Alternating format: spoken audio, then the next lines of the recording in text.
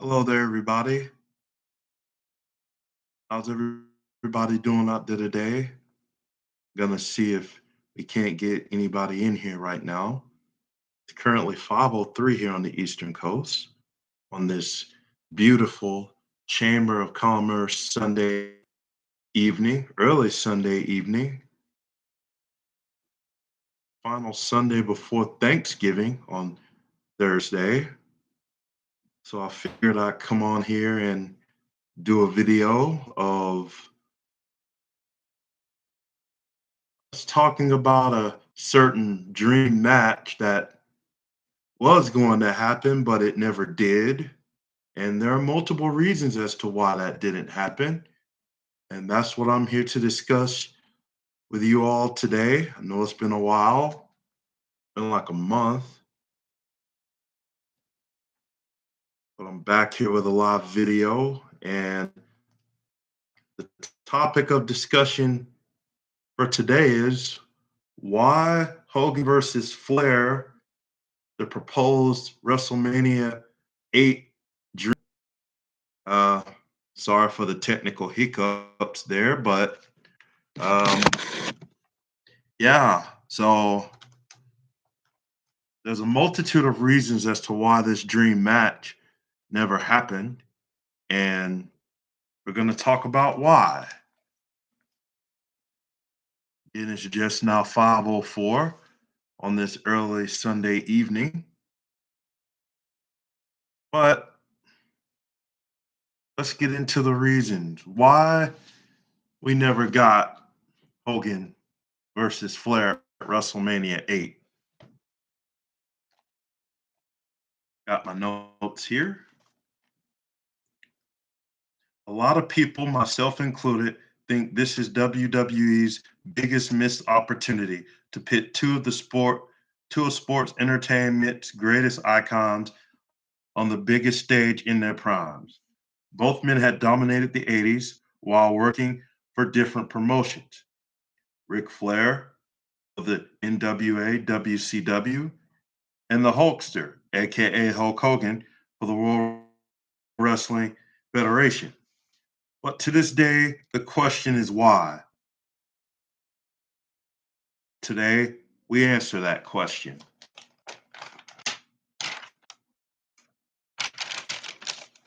Reason number one,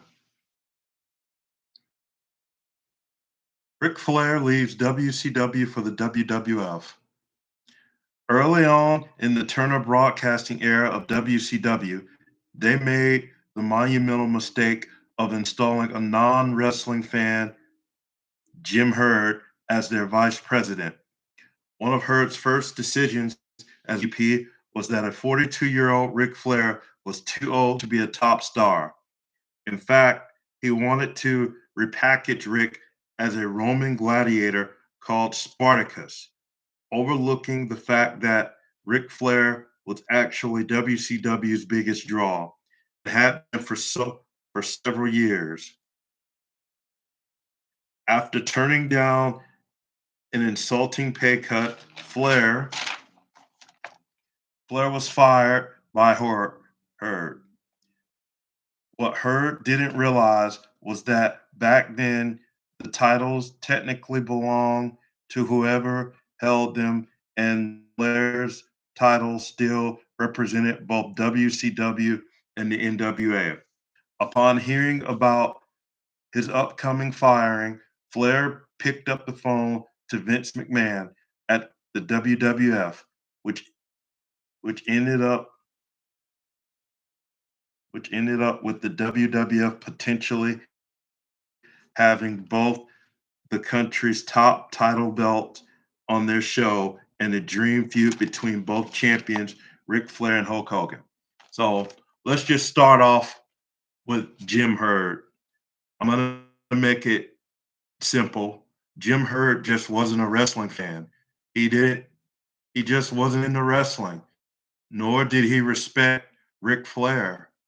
He thought Ric Flair, well, not respect Ric Flair, but he thought Ric Flair just wasn't a draw.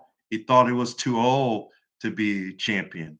And he just didn't have faith in him. So it went to the point to where, he thought about repackaging this dude, changing his whole image, changing his whole character, and he wanted to turn him into a Roman gladiator called Spartacus. Now, what's that to do to the greatest wrestler that ever lived? I mean, that's not showing him any respect whatsoever. So, with that being said, you know, Hurt just wasn't a big fan of Ric Flair, and he just wasn't that big into wrestling.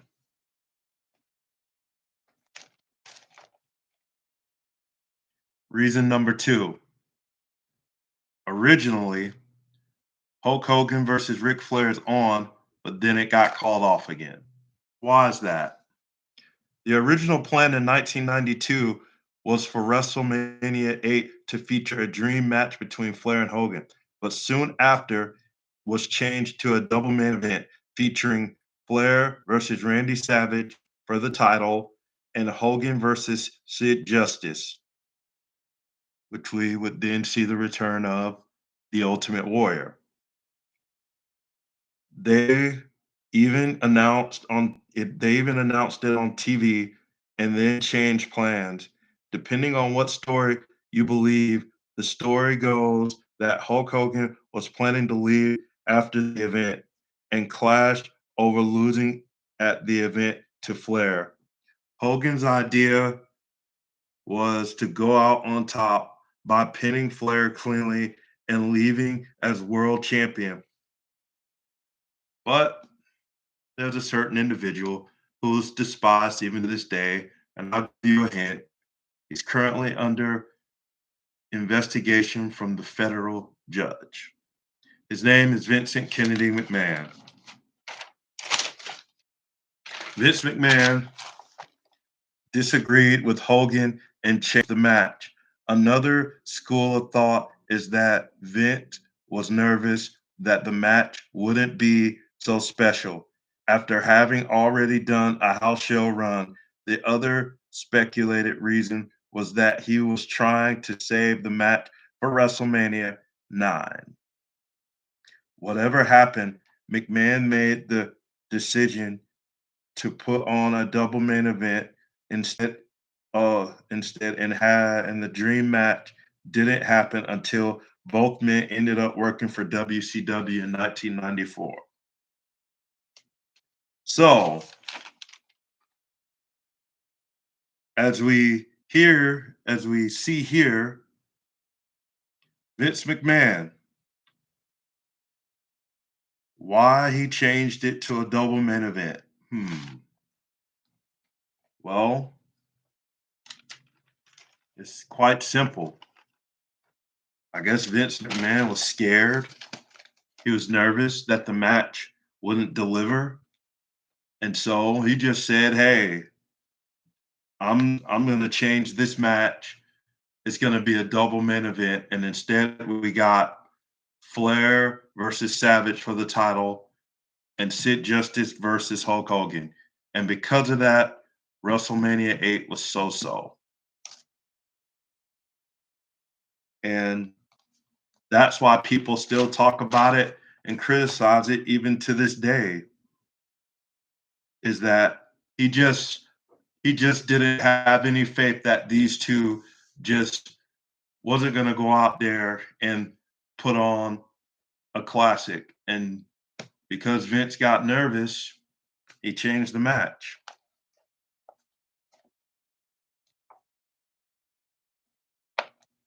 WrestleMania 8. WrestleMania 8 was not a bad show, but it seemed to mark the start of a 6-year stint where WrestleMania certainly started to feel a lot less special and relevant. That was until WWE brought in Mike Tyson for WrestleMania 14 in Boston in 1998 and ushered in their Attitude Era, led by Steve Austin. For whatever reason, McMahon missed the biggest opportunity of the early 90s. No matter who won the match, Vince would have been able to promote that he had one big, the one undisputed champion on his roster and show fans that he had the dominant brand. On top of that, it was set to happen on the biggest event of the year at WrestleMania 8 in the Hoosier Dome in Indiana.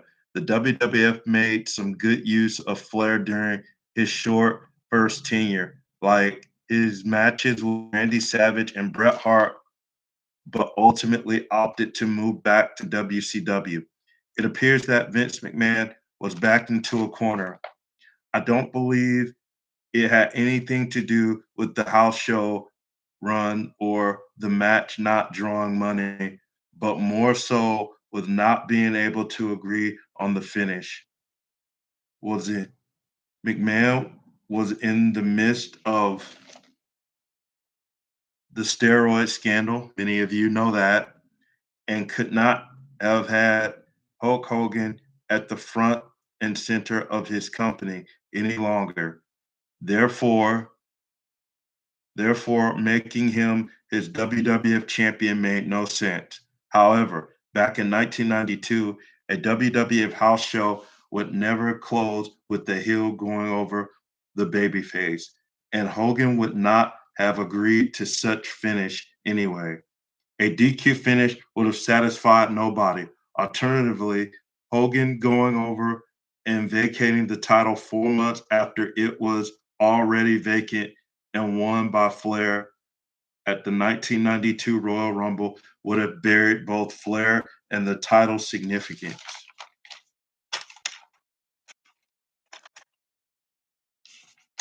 So this was during the time, as many of you know, 1992, there was the steroid scandal featuring Vince McMahon and World Federation, included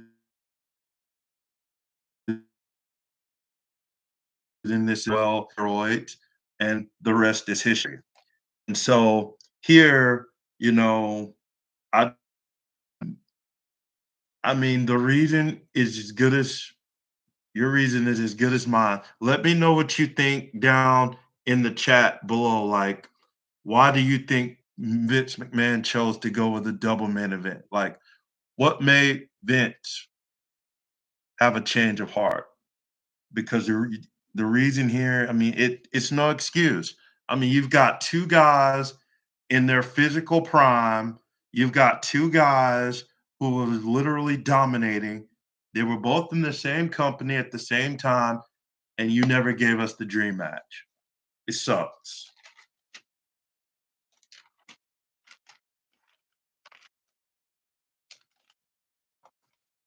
Rebooking WrestleMania 8. If it had been my call, I would have put Hulk Hogan over at WrestleMania 8 and given fans the dream match.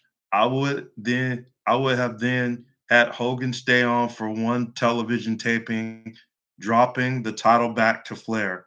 Hogan staying for one extra TV taping and dropping the WWF title on the special edition of Saturday night's main event would have seen Flair winning on a smaller stage, but in front of a much wider audience than WrestleMania 8.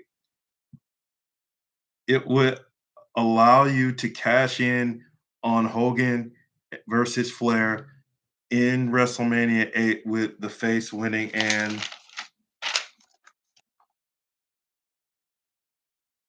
the feud would conclude with Ric Flair winning and getting his heat, his credibility, and the WWF Championship back. My WrestleMania card would have still featured Bret Hart versus Rowdy Piper for the IC Championship match. However, my other top matches would have been Hogan versus Flair WWE Championship, Randy Savage versus Jake the Snake Roberts, no holds barred, The Undertaker versus Sid Justice, obviously the IC title, and so on.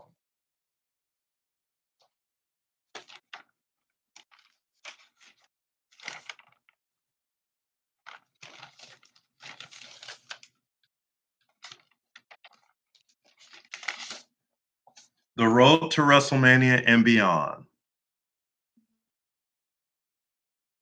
Ric Flair would win the 1992 Royal Rumble as he did, but I would have had Mr. Perfect assist him in eliminating and screwing Hogan during the match. I would have set up Sid Justice versus The Undertaker. Sid Justice would be the guest on the funeral parlor and would attack The Undertaker, much like Jake Roberts did in reality, which turned The Undertaker face. Jake the Snake Roberts and Randy Savage would continue their feud and meet their final encounter at WrestleMania 8 in a no disqualification match, a rarity in the WWF in 1992. In the main event of WrestleMania 8, Hulk Hogan would defeat Ric Flair for the WWF title.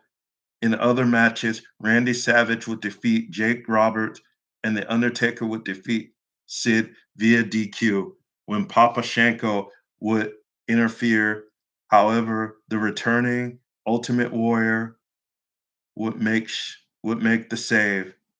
The finish they used for Hogan versus Sid at WrestleMania 8. On television, Saturday night's main event, Hulk Hogan versus Hulk Hogan would drop the WWF title to Ric Flair after passing out in the figure four. Flair will also be assisted by Heenan and Mr. Perfect, and the three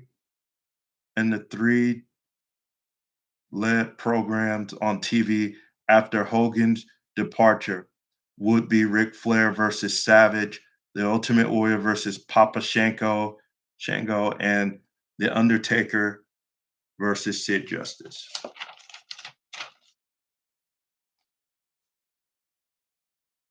The WrestleMania 8 card, it goes as follows. It was Jake Roberts versus The Undertaker, Piper versus Bret Hart IC title, Shawn Michaels versus El Matador, the Bushwhackers versus the Beverly Brothers, Jim Duggan, Virgil, Bossman, Sergeant Slaughter versus the Nasty Boy, Jerry Sachs, the Mountie Repo Man.